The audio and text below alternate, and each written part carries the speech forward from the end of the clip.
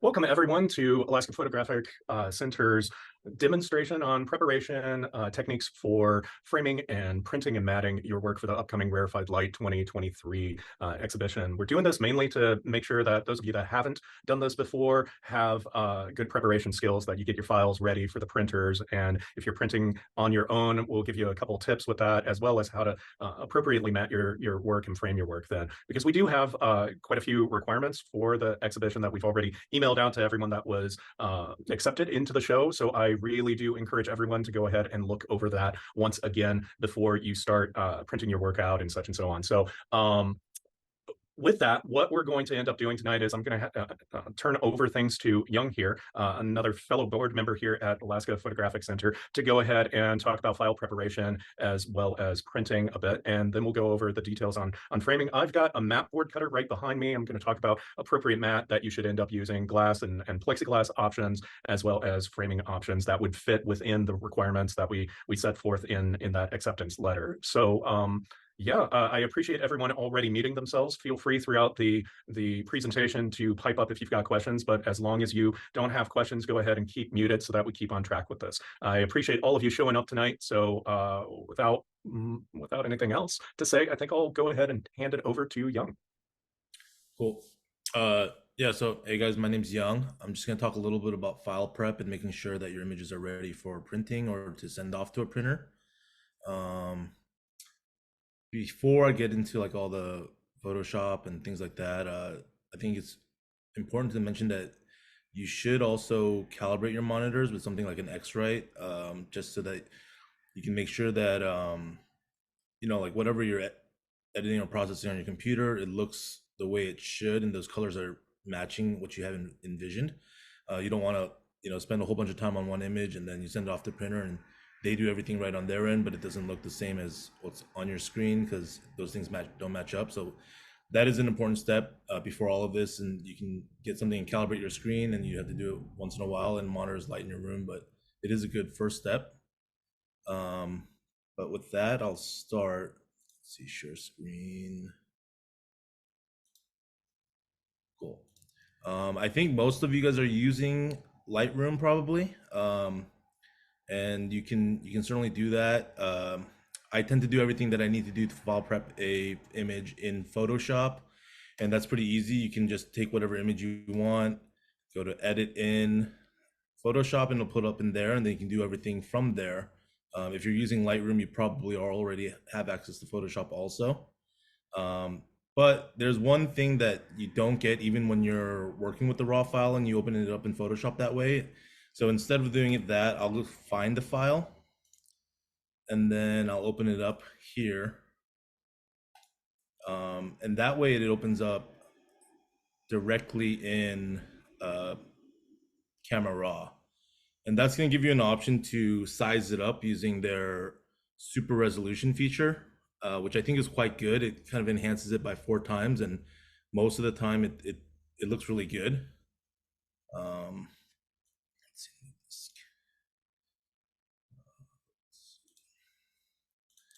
Yep, so if you have the image here, you can go in and go to enhance. And if you needed the extra resolution, this is a good way to do it. If you needed to print very, very large, it's just this super resolution feature here. Doubles it, or 4 times. And you can hit enhance. It takes a little bit of time, but this was a 50 megapixel image. And when it's done, it should bring it up to like 1300 by something. Let's see.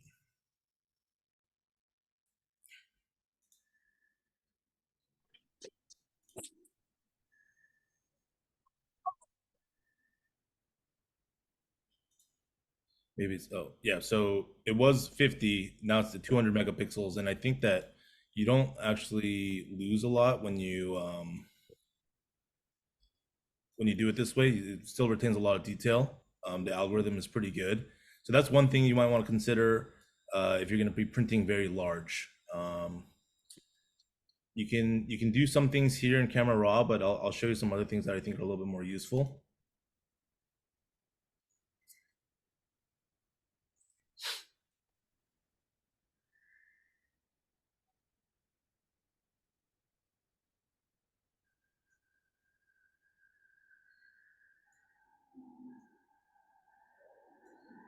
Okay, so once you have your image, first thing you want to do is make sure you go to image size and set things up to your final output size.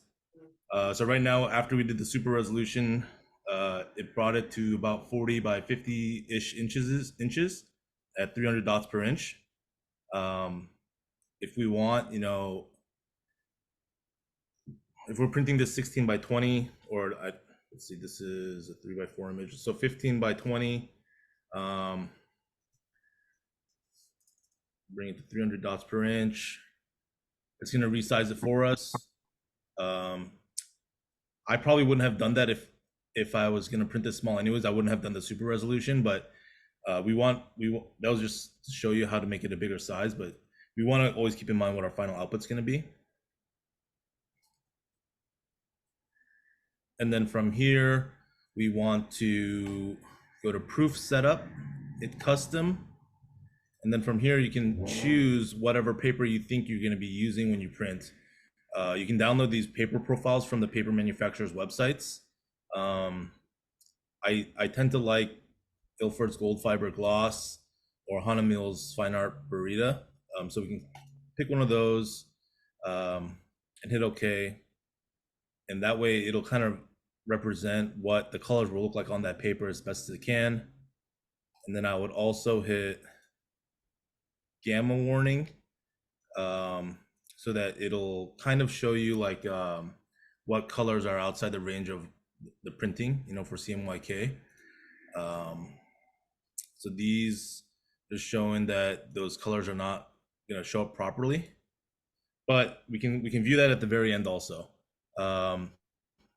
There's a few things a few layers that I think are pretty helpful when you're looking at color and your brightness of an image. First thing is that you kind of want to make sure everything's white balanced correctly. So in order to do that, you can open up a new curves layer. We'll just name it color correction white balance. And then you're going to go into each of the different channels. And as you hold the Alt button, bring it up from the red side until you see just the beginning of the darkest darks.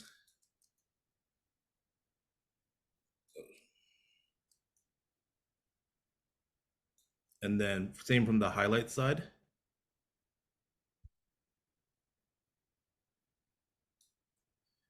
And then you'll do that for the blue, green and blue channels also.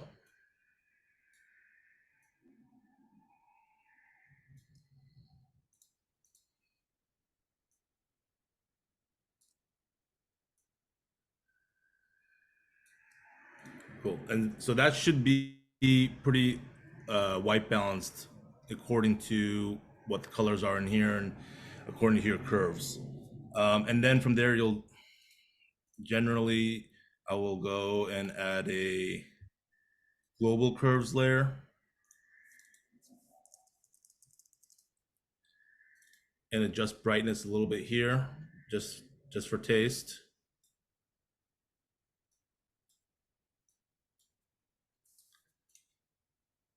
And then we will target both shadows and highlights, and we do that with something called calculations. So from here, what we can do, go to image, click on a layer, calculations. We want each of the layer for both sources to be merged. Clicking green channel, and then for shadows, we're going to inverse. And then set the result to, our blending should be overlay. And then our result should be a selection. So hit OK. And then you'll see that everything that is selected is the shadows. And then from here, you will select a new curves layer. And what we can call that is shadows. And then we'll do the same thing for highlights also.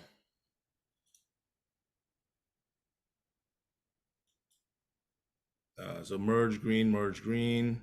This time we will not select invert. overlay and selection. With that selected, we're going to set up a new curves layer.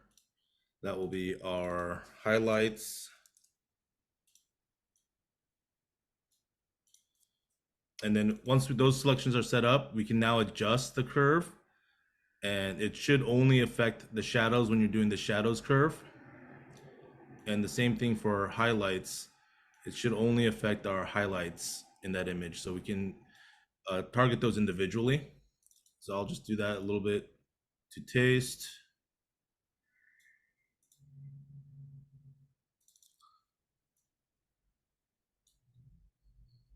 And then from there, once I think things are looking pretty good and balanced and lit correctly, then we will add a new layer, another curves layer. This will be for our color grade.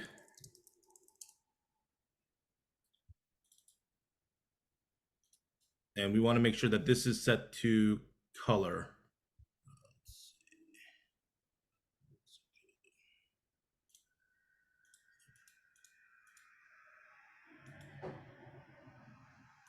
Sorry.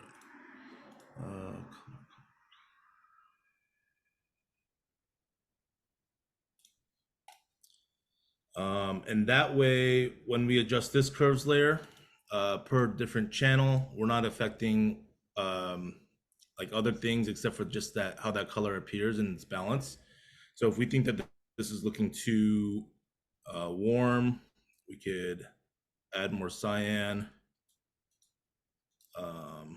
add more blue, and we can adjust the color that way. And then from there, the last thing I like to add is a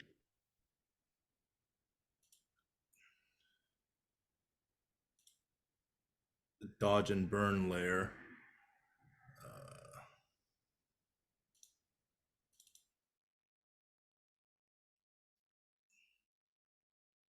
Sorry. Some of these things I just have it's in action. So it's a new layer, overlay, 50% overlay neutral color. And then that way we can use our brush, and anything that we want darker, we can brush it in, or anything that we want brighter, we can brush in with white. But I think that this looks okay to my eye. And then the last thing that I like to do, most times when you're printing, things on paper are going to look slightly darker than when you're on the screen. The screen's backlit. So just add a brightness and contrast layer. I like to start around 20 and 15 for contrast. And these are most of the layers that I affect before I start printing. It is just kind of like the darkroom though, so you do have to make some test prints and make sure that they are what you want, and then these layers should get you closer to what you want to be at when you make some test prints, so you're not wasting paper. Before you print, if you want to add any sharpening, the ones that I would add are going to be high pass. You can do this. You don't need a whole lot. Just you can see on the screen where the details are starting to pop a little bit more. I think somewhere around 2 or 3 is usually good.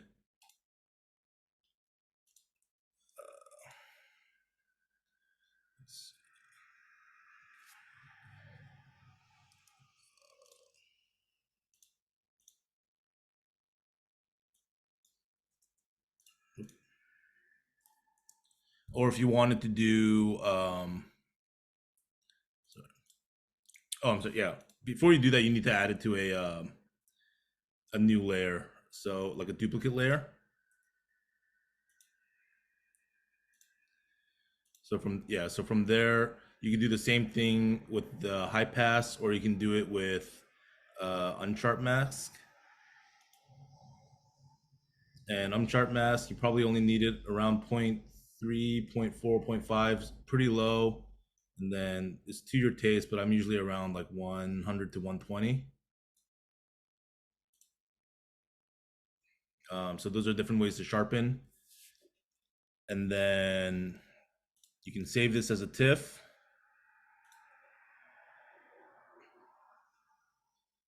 You embed the color profiles since we added that for the paper already. Save it to wherever you want. No image compression. And then that file should be ready to send off to a printer or print at home if you want. I know that was like a lot of information, but oops. Anyone have any questions? Thank you very much, Young. I think one thing to go over in this, number one, I've been teaching teaching digital for in the neighborhood of 15 years, and you know, I learned different ways of doing this, and certainly some of you out there have probably learned different ways of doing this as well. And there's certainly there's wrong methods, but there's like 6 ways to do everything in Photoshop if you played around with it enough. And so some of you might be familiar with completely different sharpening techniques. The one thing that I really want to emphasize that Young did touch on is the idea of having enough resolution in your images. Make sure that you're starting with your raw image or your unedited, uncompromised, unthumbnailed image, because what I see a lot up here at UAF is students trying to deal with the one that they sent themselves through email, and it's only 1 or 2 megs, and they're trying to upres that. And while those algorithms do a really good job of that, it's always good to work with your original file and work from there. If you don't have to upres things, then don't.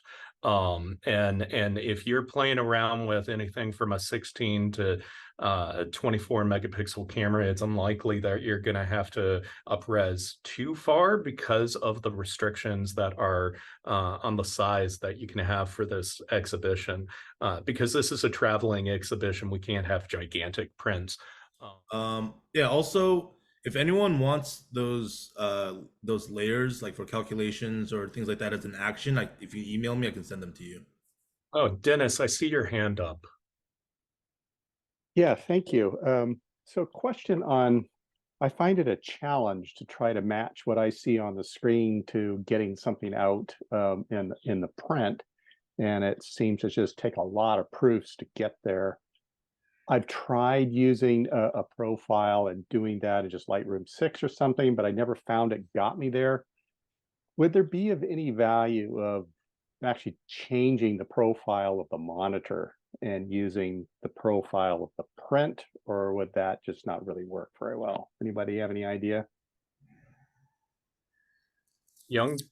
Yeah, I mean, I think that those ICC profiles, if your monitor is calibrated and then you're using it with your printer, you're downloading from the manufacturer's website and things like that, they should match up, but it's not exact science. So I think, like I said, like just like in the darkroom, you're gonna have to make test prints, and that's where I think those different layers for adjusting color, either through like the different curves, or it's gonna get you closer to where you need to be. And then the other thing that I want to mention is you can save those adjustment layers, and then you can try printing again later on. But even with the same paper, the same printer, and the same ink cartridge, maybe if you print one day and print the next day, it's not a guaranteed looking the same. Things like humidity is going to change things as well. So if you got a print looking the way you want, I do recommend printing all your copies that day in the same session. And then when it comes time to print again, then you make a new file adjustments and then print again that way, because there's always variables that you can't account for. Well, a couple things that I can bring up about that, Dennis, is that there's a lot of simple things that people end up doing incorrectly. I'm sure that you're setting your printer profile correctly, but one of the things, because I manage the labs here at UAF, that I've seen is that people are using older versions of the printer driver, and that will tend to utilize older ICC profiles that won't drive with the operating system. And so it's always important to, number one, do that. Number two, make sure that you have the right and correct ICC profile.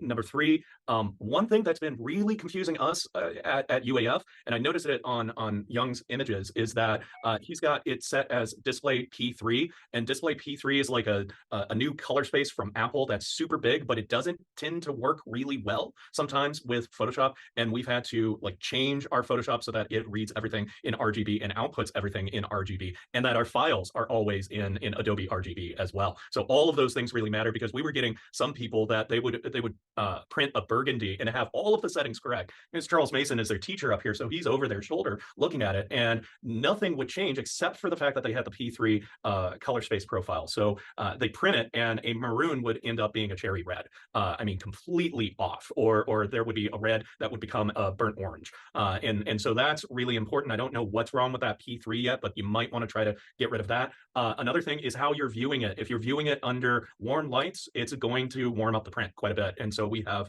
neutral spectrum lights over our print table so that students can see how it will look in good lighting rather than fluorescent lighting or incandescent lighting. So all of those things can end up causing problems, and ink gets old. And people don't like the idea of having new ink cartridges, especially if it's that one that you never go through.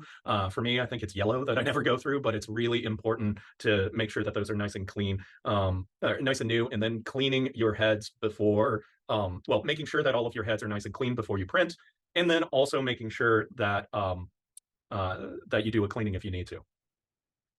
Hope that helps, Dennis. There's a lot of settings in Photoshop, and if you get one wrong, it's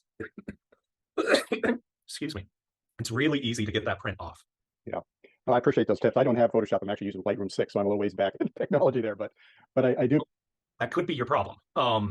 Whether or not it's, especially if you've updated your operating system. I've seen a lot of forums talk about the fact that if you're updating, you have to update everything, and if you don't, there's something that just doesn't function anymore.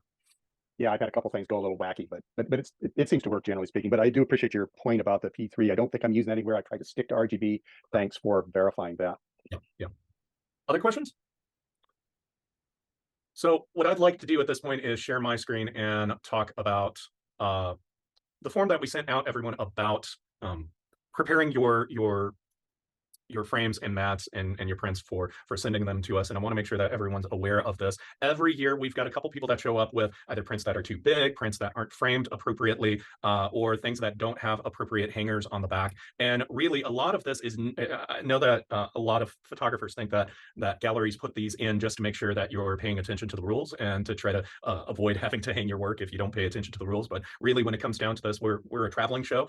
Traveling exhibition has to be mailed and distributed in a certain way, so larger frames just don't end up working for us. It really isn't cost effective to end up dealing with that. As well, we're trying to make sure that the show looks pretty similar to one another. Obviously, we're going to have a lot of range in the kind of images that we have in the show, but on the other hand, we want to make sure that the frames provide a little harmony in the entire show, and that we're focusing on the artwork rather than the frames or the matting that you're putting it on. As well, when it comes to hanging devices on the back, a lot of these are requirements for just hanging at the galleries that we're showing at. So it's imperative that you go ahead and go through this list and make sure that you're adhering to each one. You don't want to end up getting that phone call from us after you've dropped off the print and us telling you that you have to redo it or that you're no longer accepted in the exhibition. So it's really important to go ahead and read this entire list.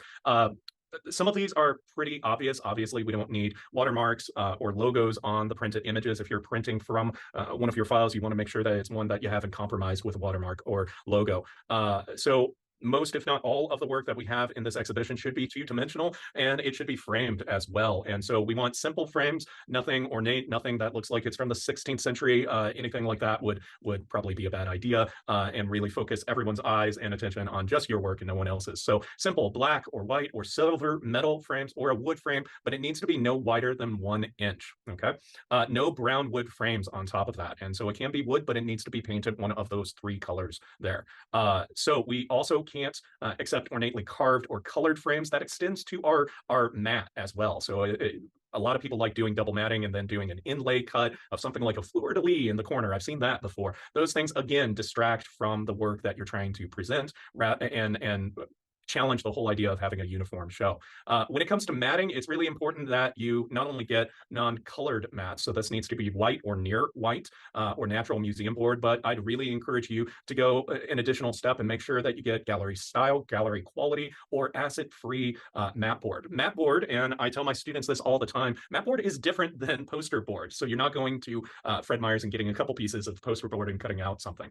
You're actually buying mat board, which is much, much thicker. I've got a couple pieces back here that I'll end up showing you in a couple minutes here, but it's really important to make sure that you get good quality mat board. If you don't get acid-free mat board or museum grade board, you'll end up having the potential problem with acid leaching either through the mat or onto the print and destroying the print one way or another. Now, it will probably take a couple of years to end up doing that, especially if you still get good quality board, but on the other hand, maybe not acid-free. But on the other hand, if you're selling this work, you want it to show up as professional as possible for decades to come. So it's important that you, this extends to the kind of prints that you're getting as well. Don't go to Walgreens to end up getting your prints. I'd encourage you to work with either an online vendor that prints work or a print house that's in town that has professional gear that'll provide you archival images. Archival is really important because otherwise you can have staining that shows up, you can have fading that shows up with colors on your prints, and that is always really depressing to end up getting that call from a client years later to say that your work has deteriorated.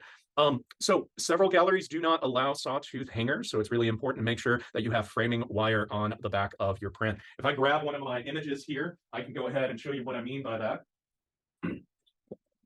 So if you look here, you'll notice that I've got a piece of framing wire that's tied into place on both sides of my frame here with little loops. And this is really secure, and it's a super easy way to uniformly hang stuff in an exhibition. As a gallery director here at UAF, I can attest to the fact that it's really frustrating when I get frames that only have those little hangers on it. And so I'm showing you this here because this is a really cheap frame that I ended up picking up at, I think, Joann's or Michael's. And a lot of people love these because they're really inexpensive, and that's great until you realize that you still have to modify things to end up getting them to work. I ended up putting some eye hooks in the sides of these and putting something up so that I could hang this, but on the other hand, just overall the quality of the frame is really bad. This is plastic, it's not wood or metal, and if it's dropped at any height, it's going to end up cracking, if not shattering, all over the place.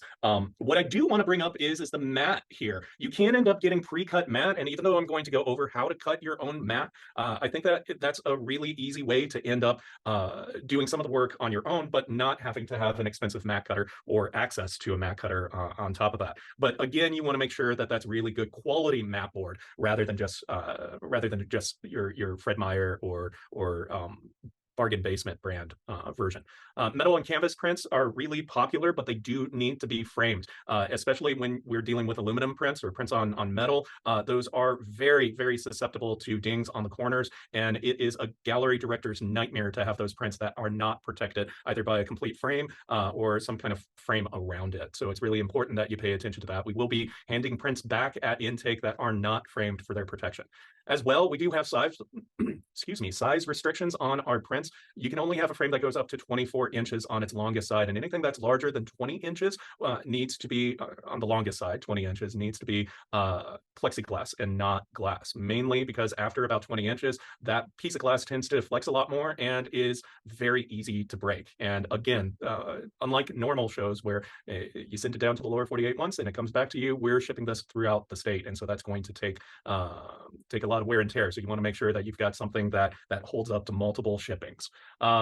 So on top of that, three-dimensional artwork won't be able to be shown because of the limitations of not only our galleries, but also how the fragile nature of those pieces. So it's really important that you follow all of this guide as you prep your work. If you have any questions, please do not hesitate to contact us very early. Don't wait until September 23rd to ask us if it's okay if you show up with a print that doesn't meet these requirements. That's going to be really, really important.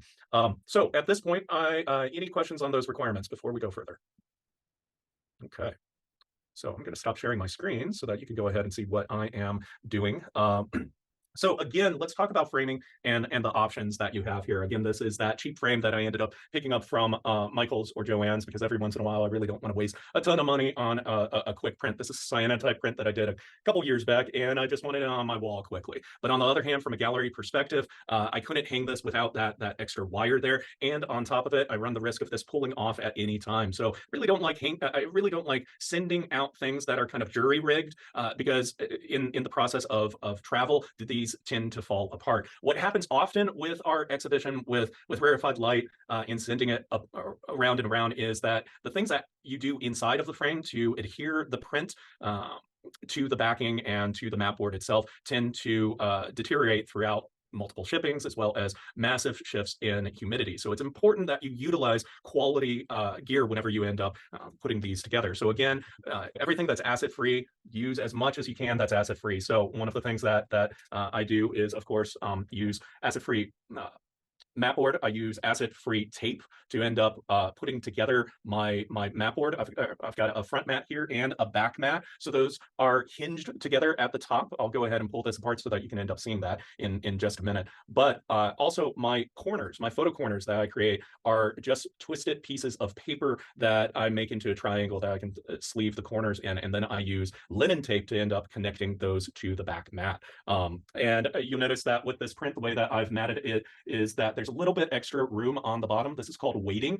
So rather than having the same exact amount of space all the way around the frame, what I've done is incorporated an extra inch on the bottom here that provides a little bit more weight on the bottom. It grounds the image and makes it seem a little bit more substantial when it's placed on the wall. It's actually kind of odd to see, especially square prints like this, but even just traditionally matted and framed images, it's odd to see them exactly in the middle of the frame. Now, when it comes to these frames, what kind of frames am I using? I'm using metal frames that I've put together. So these are pairs of sides that you then install yourself. And that's a real easy way to end up making your frames. And especially if you're a photographer that shows their work on a regular basis, it's a really great idea to start buying these up, because then you don't have to buy a particular frame for a particular image. Then you're just taking apart one frame and putting it together for another image. Like here, I've got a 20 by 20 image, but on the other hand, I'm going to be making a 16 by 20 image or mat and frame behind me. So they're modular in that way, if that's the right word, I think. I'm going to go with it. And on top of that, these aren't that thick. They're nice and compact, and they're pretty darn rigid on top of that. The other thing is that I use plexiglass, but I don't get my own. I don't get my plexiglass cut. I actually cut it myself. It's pretty easy to end up going to something like Lowe's and getting good supplies to make your own plexiglass. What's important is that if you get your own plexiglass from someplace like Lowe's, that you get the cleanest board that you can end up getting. So you can end up finding this stuff at Lowe's or Home Depot, and I end up using it for a good portion of the frames that I send out. Now, if you want to go with glass, then by all means do that. You can also cut your own glass if you want to go that route as well. There's glass cutting tools that you can end up getting from Lowe's or Home Depot, and they're pretty easy to end up using. But when it comes down to it, I really like doing the plexiglass because I don't have to worry about cutting myself, and I don't have to worry about shattered glass whenever I send these out. I will admit that the one downside with plexiglass is if you look at it the wrong way, it'll start scratching, and so you have to be very, very careful with that. Glass doesn't scratch nearly as quickly as plexiglass does, so you have to replace it more often. But on the other hand, it's a heck of a lot less of a mess when you have to replace plexiglass. So let's go ahead and talk about mat board and what I've got here. I've got some museum grade mat board that I picked up at our local framing supply store here in Fairbanks, the Art Center. And this is 4-ply mat board, so it's still pretty thick there. I know some people like using 8-ply. I think 8-ply is a little overkill when it comes to mat board, but you do want something more than 2-ply. This is not foam core. Foam core is completely different than mat board. This is like multiple layers of poster board that's been plastered together, that's been glued together, and so it's really nice and rigid. Usually these end up coming in pieces of 32 by 40. Now, if you're looking at all of this and saying, "Gosh, I really don't want to do all of this," certainly there's a lot of framing stores in Anchorage and Kenai and Juneau and Fairbanks that can end up handling all of this for you. It is a lot more expensive though than doing it yourself, but the overhead cost is that you have to end up having a mat cutter to end up doing this right. And so I'm going to pitch this down here. What I've got behind me is granted, a kind of deluxe version of a mat cutter here. This is about $1,000 mat cutter. You definitely don't need a $1,000 mat cutter to get your prints ready, but it certainly does end up helping out with doing a really quick demo here at the university. So what I've got here is a mat cutter that allows me to do both beveled edge, which is the 45-degree angle cut, as well as straight cuts. The other thing that it has is quite a few stoppers down here on the mat cutter itself that allow me to align it so that if I want a border on this particular side of 3 inches and a border down here of 4 inches and 3 inches on top and 3 on the other side, all I need to do is rotate my board as I'm cutting and change those measurements. And so it's really easy to end up using. It takes some practice, so you always want to get some scrap mat board to get a good sense of how a mat cutter works before you end up utilizing this. But if you know anyone that has an art center that has one of these that is accessible, that would be a really great option for you to cut your own mats. Now, the one thing that you want to make sure of is that you always end up having good blades to start off with. If you're not testing your board to begin with, the likelihood that someone left a damaged or dull blade in it is pretty high. And with this mat board being kind of expensive, it's not that bad. You can get them for about $20 to $25 for a 32 by 40 board, which will give you four 16 by 20 boards. So it goes a long way. But on the other hand, as soon as you cut it the wrong way, then you mess it up and then you're really frustrated about that. So it's always good to have a set of brand new blades sitting around and never trust the blade that's actually in it.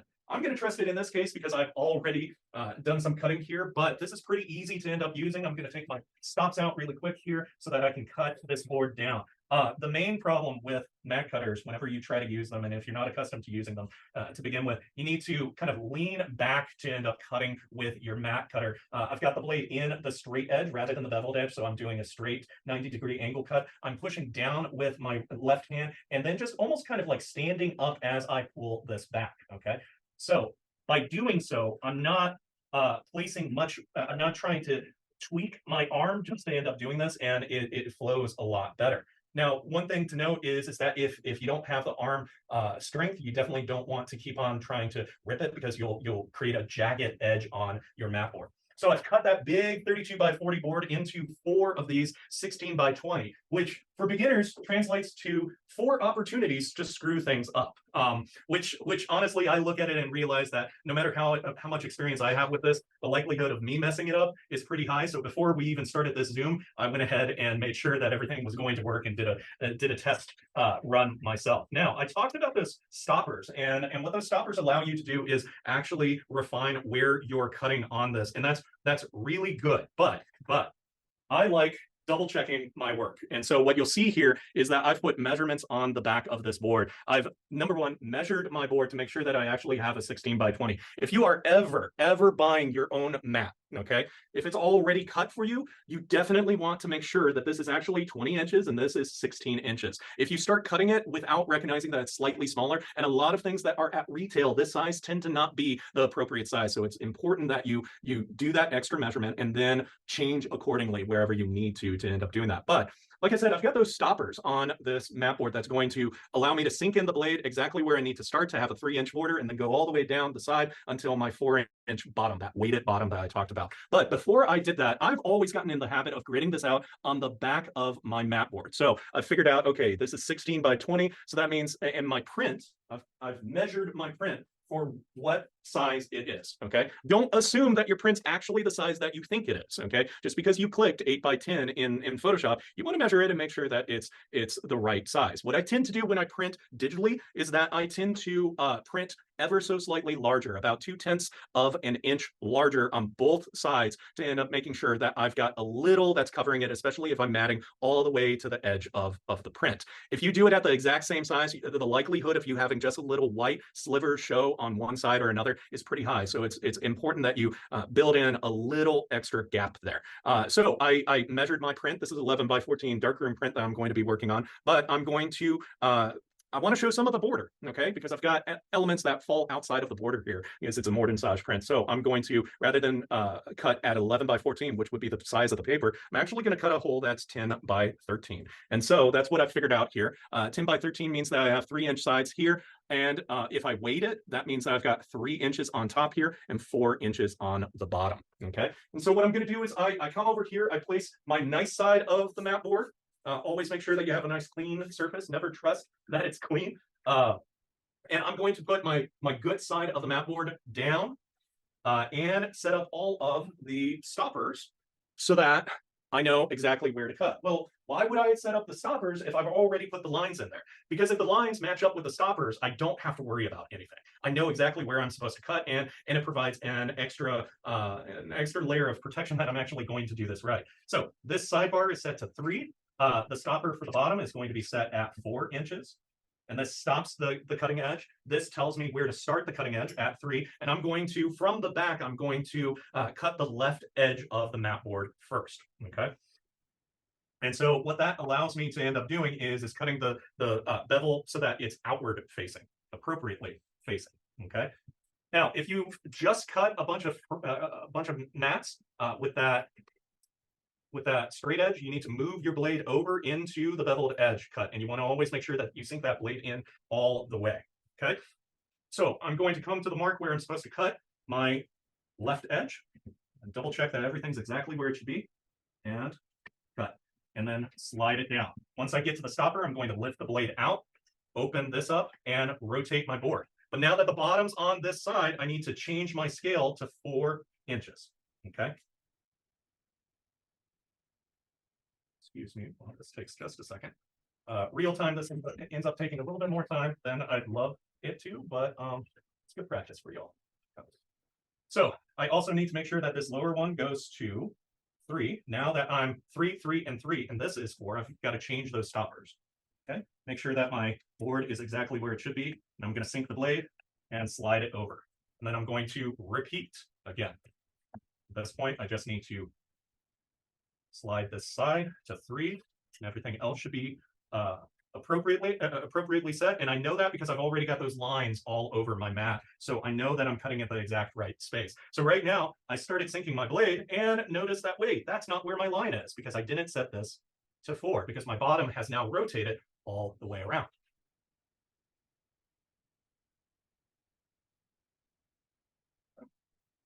And one more rotation would be good. Should be able to pop this board out with that.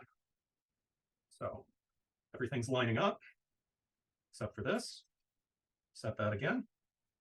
And so that's why I really like having the lines on my board, because especially when I'm trying to lecture and do all of this at the same time, it's really difficult to end up getting everything right when your mind is set on a bunch of other things. Okay, and so what should end up happening is that panel just pops out like that, and I'm left with a mat board. Okay, sometimes you have to come in here and get little tufts of mat board that might have stayed around after you cut, so you might have to trim a little off, but that's a pretty good job on a mat now. Okay, and so what I would want to do next is to go ahead and make sure that this is the appropriate size for my print.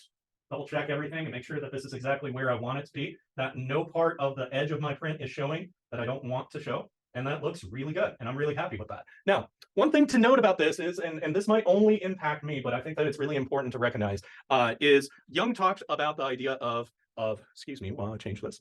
Young talks about the idea of correcting your white balance and how important that is in your image. Well, one thing to note is that some paper actually has a slight off-white character to it. So it's a little warmer or a little cooler than maybe traditional white or bright white might be. And so it's important for you to recognize that as you're choosing the mat board that you're using. In my case, because this is a darkroom print, I'm actually printing on warm tone paper. And because it's warm tone paper, I had to make sure that I got a slightly warmer tone of mat board to end up making it match all together, because otherwise it wasn't going to look good. It would be a couple different shades of white on top of white walls, then white here, and then my print would be a warmer white, and that just wouldn't look good. So it's worthwhile to get some prints out, look at the mat board that you've chosen. If you're going to the store to buy a mat board, go ahead and bring a print along and see what you think on whether or not it looks good. You might choose to hide the borders altogether of your print because of that, because if you have a slightly cooler paper and a warmer mat board, it's going to look kind of odd to have multiple shades of white right there in your print. So I've got this already ready to go. I'm going to shift my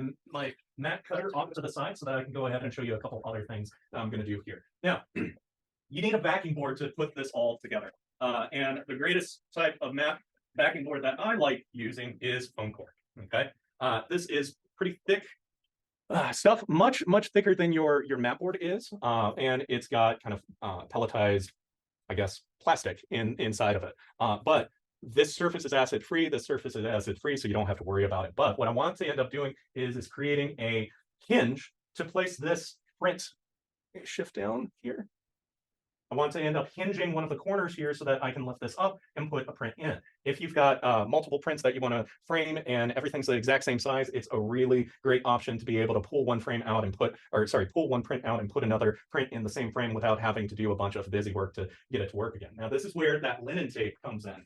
We're not going to use standard desk tape for this. We're not going to end up going and getting some invisible tape. This is linen tape. What's good about linen tape is that it's very durable. It actually feels like linen, and it is acid free. So the glue that's in there, the adhesive that's in there, is not going to end up leaching acids onto your print or your map board, and that's really, really important with this. A lot of people skip this step, and I've seen people submit things to Rarefied Light where they've used just standard Scotch tape inside of here, and because of the drastic shifts in humidity that we end up having, as well as temperature, and just the fact that it's out there traveling the state for an entire year, I've seen them fall out of the print. And in traditional gallery settings, we would choose or opt to not display that print if it fell apart again. You can't expect the gallery director to reassemble your frame if it falls apart.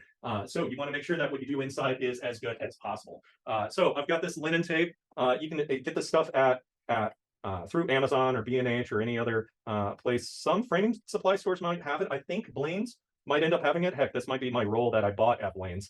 I'm in Fairbanks, so that means that you have to buy everything in Anchorage or online. And so I'm going to come up in here. I'm making sure that my surface is nice and clean. I'm going to align this. I'm going to peel the back off of my linen tape and then apply it to the frame. It doesn't have to be really long. This is about 1 inch long. I'm going to end up applying right like that. So I'm just making a book hinge basically on this map board and the foam core in the back. Okay, so once I do this, I'll have that hinge there that I can end up using. I'm going to place my print down in the center where I think it needs to be. And then I'm going to grab my trusty beanbag. Okay, this beanbag is something that's not dirty. It's nice and clean, and it provides a little weight in the center, so I can put my print down without touching my print surface, and it'll stay exactly where I want it to. Some people, when they're framing, go to the hassle of actually having linen or cloth gloves on, and that's a great idea. Okay, I washed my hands recently, so I'm not worried too much about that myself, and I'm trying my best not to touch my print. So I'm going to center my print exactly where I want it to be. And then I'm placing the beanbag on top of everything. And now what I'm going to do is create a couple photo corners to end up adhering my prints onto the back map. And this is pretty easy. Okay, so what I've done here, and I do definitely want to end up talking about this, is that I've made some photo corners. And how have I done that? I've taken a piece of archival paper and cut it into a strip. Okay, this is really easy to do. And once someone showed me how to do this, I was just blown away that anyone ever buys photo corners, because all you need to do here is, once you have a strip, you fold it in half, fold the other side in half to make that corner, and then you cut the corner off. Okay, and so now you have a nice and easy photo corner that you can end up installing your print on. You do want to make sure that these are small enough to where they don't show once you close the mat. So sometimes that means that you need to trim it. That means that you need to trim it just a little bit smaller. Okay, so I'm going to go ahead and trim these down a bit and put them around my print, making sure that I'm not moving my print while I'm doing this. That's the whole point of having that beanbag there. And I'm sure that there's just dried beans in there. I think Charles made these years and years ago.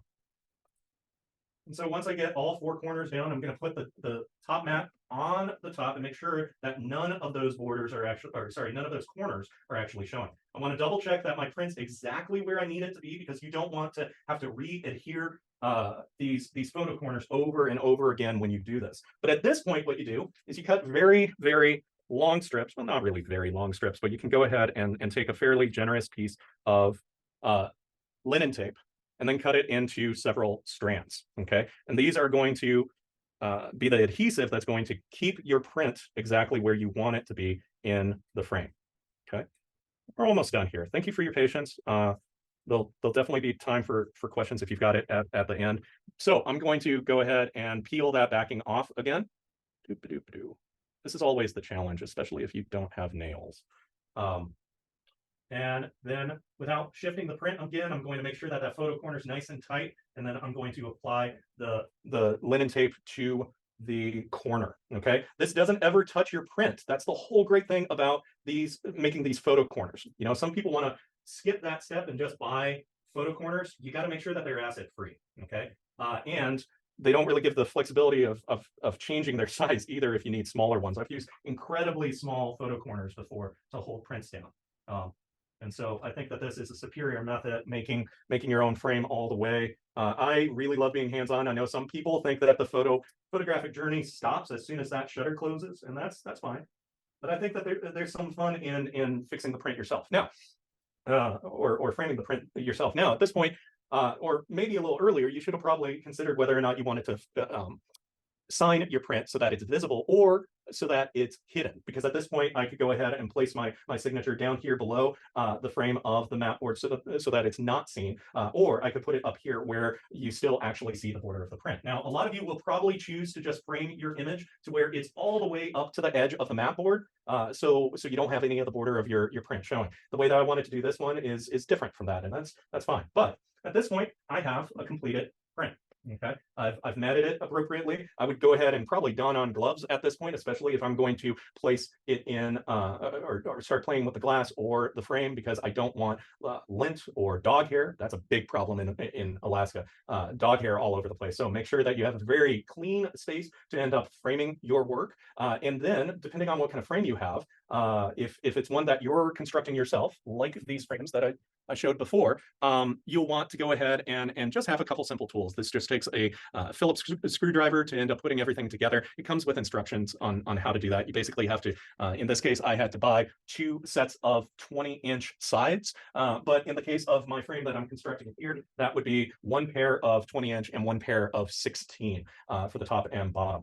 I could cut some plexiglass, but I think at this point it's just worthwhile to show you how this process goes. You can choose to either do plexiglass or glass. I like doing plexiglass because it's something that I can do easier. I'm much more comfortable cutting plexiglass than I am glass. In fact, I've never tried to cut glass. I should probably do that. This is one way to mat. There's all different kinds of ways to mat, just like Young was talking about the different ways that you could end up editing. Half of the tools that Young used would be ones that either I'm unaware of, or I use different tools, and that's perfectly fine so long as you get the same result in the end. With something like this, this image I actually float mounted, and so this is a little bit different of a procedure here. So you'll notice that if I get really close here, and unfortunately I can't without getting out of focus here, you'll notice that you can see my signature down there, but you can also see the edge of the paper. So what I've done here, in some cases, not this one, but in some cases I've float mounted the image. You can see it a lot better in this other image that I brought to show you. And how you would end up doing this is if you have an image that maybe is on handmade paper, or you want to show the edge of the paper or the fragility of whatever surface you printed the image on. Some people are doing cyanotypes and with handmade washi paper or something like that. I've done that before. And you want to show the element of the paper itself in your frame. What you can end up doing is making your matte cut much larger than the actual piece of the paper that you're using, and then go ahead and either use that linen tape to kind of create a U shape at the top corner of your print and drape it over. So you're basically making a U shape with that tape, taping the back of your print to the surface of the back mat board.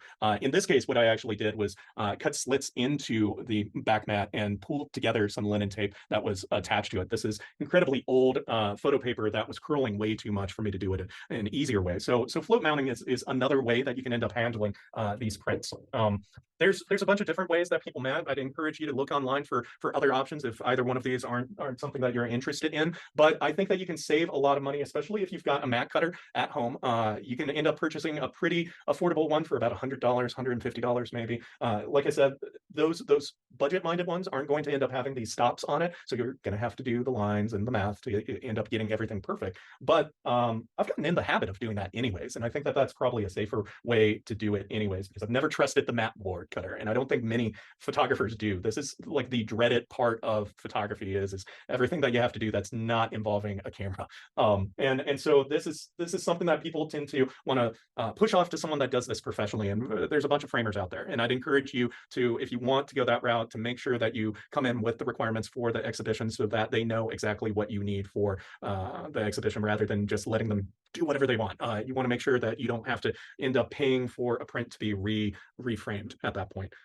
But if you are part of an art cooperative, if you know a nonprofit that has these tools that you can access, if you go to UAA or UAF or UAS, there's probably a mat cutter somewhere around that you can end up using, and that could really save you a lot of money. I know that framing work can run into the hundreds of dollars for individual frames, and so doing it this way, you can easily get a single frame down to less than $100, probably less than 50, and so it's a really great method to make things go a little bit more cheaply. So any questions? I know that was a lot of information, just like Young, but I like to be thorough when it comes to this. So any questions?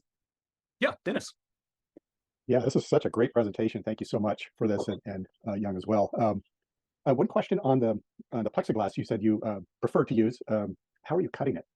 So there is a very simple, very cheap tool that kind of looks like a fish cutting knife, for lack of a better term. It's basically a hook knife that you draw against the line that you want to create on the plexiglass, and then you do that 5 or 6 other times. And by that point, you've whittled down the amount of plexiglass there enough to where you can snap the edge on a clean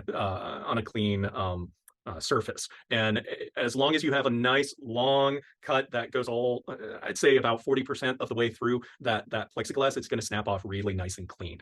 If you go to Lowe's or Home Depot, it's going to be right by the tool. It's going to be right by the glass cutting tools and the plexiglass itself. It's like $3, I think, $3 or $4. Okay, thank you. Other questions? Anyone? Well, I want to thank you everyone for showing up. I really appreciate it. I'm hoping that this was helpful for you. I'm hoping to do more of these, so please let us know if you benefited from this tonight. That's always great to hear.